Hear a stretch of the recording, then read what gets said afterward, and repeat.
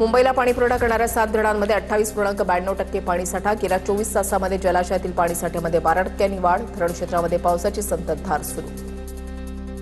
ठाणे जिल्ह्याला पाणीपुरवठा करणारं बालवी धरण 30% भरलं। दमदार पावसामुळे धरणाच्या पाणीसाठ्यामध्ये वेगानं वाढ। जिल्ह्यातील नागरिकांना काहीसा दिलासा।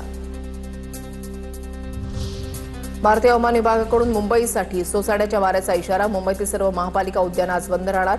झाडं उन्मळून पडणं, फांद्या तुटणं आणि संभाव्य अपघातांचा धोका लक्षात घेऊन निर्णय। मुंबईमध्ये 6 दिवसात 1100 झाडं कोसळली। अवघ्या 6 दिवसांमध्ये गेल्या 3 वर्षांच्या पावसाळ्यातील एकूण झाड पडण्याच्या घटनांनाही मागे टाकलं। गेल्या 24 तासांमध्ये मुसळधार पाऊस आणि वेगवान वाऱ्यामुळे 523 झाडं पडली। मुंबईत गेल्या 5 दिवसांमध्ये जुलैच्या सरासरीपेक्षा अधिक पाऊस। जुलै महिन्यामध्ये पडणाऱ्या पावसाच्या सरासरीहून अधिक पाऊस अवघ्या 5 दिवसांमध्ये पडला। हवामान विभागाच्या सांताक्रूज केंद्रामध्ये सरासरीहून 5%, तर कोलंबोमध्ये 12% अधिक पावसाची नोंद।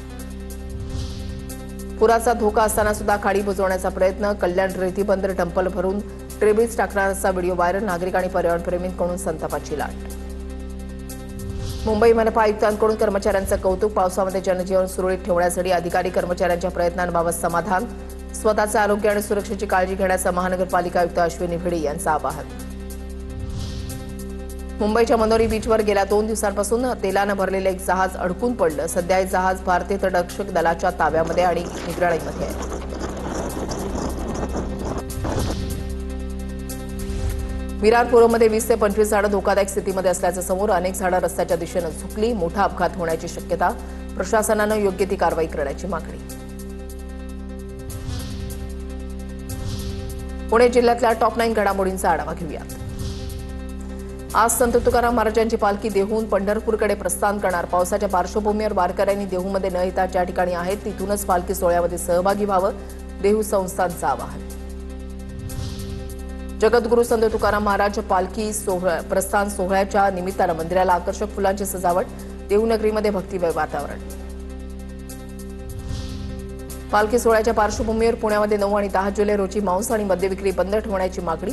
संघर्ष सेनेने जिल्हाधिकाऱ्यांना निवेदन देत वारकरी परंपरेचा सन्मान राखण्याचं केलं आवाहन। आळंदीमध्ये इंद्रायणी नदीला पूर आल्यामुळे हजारो वारकरी अडकले। त्यांच्या मदतीसाठी शिवसेना आळंदी शहरप्रमुख राहुल चव्हाणांच्या पुढाकारातून शेकडो वारकऱ्यांना मोफत भोजनाचं वाटप। पुणे जिल्ह्यामध्ये काल सरासरी 59.3 मिलीमीटर पावसाची नोंद। मावळ तालुक्यामधल्या सर्वाधिक 237.3 मिलीमीटर पाऊस, तर इंदापूर तालुक्यामध्ये सर्वात कमी 3.7 मिलीमीटर पावसाची नोंद। मुसळधार पाऊस आणि प्रतिकूल हवामानाचा पुणे विमानतळावरील विमानसेवेवर परिणाम। हवामान खराब असल्यामुळे 2 विमानांचे मार्ग तात्पुरते बदलले, तर अनेक उड्डाणं विलंबानं सुरू। आज खडकवासला धरण पाणलोट क्षेत्रामध्ये मुसळधार पर्जन्यवृष्टी। खडकवासला धरण जलाशय आज पहाटे 69% क्षमतेनं भरलं। येत्या काही तासांमध्ये धरण 80% भरण्याची शक्यता। खेड तालुक्यामधल्या दावडी गावातल्या स्मशानभूमीची संरक्षक भिंत वाहून गेली। पावसाच्या पाण्याच्या प्रवाहामध्ये भिंत वाहून गेली। घटनेमुळे परिसरात भीतीचं वातावरण। पुणे जिल्ह्यातल्या खेड तालुक्यामध्ये मुसळधार पावसामुळे अनेक भागांमध्ये पाणी साचलं। निगोजेमधील मोई रोडलगत पुराच्या पाण्याच्या प्रवाहामध्ये एक 4 चाकी वाहून गेली। 4 चाकीसह वाहून जाणाऱ्या एका व्यक्तीला स्थानिकांनी वाचवलं।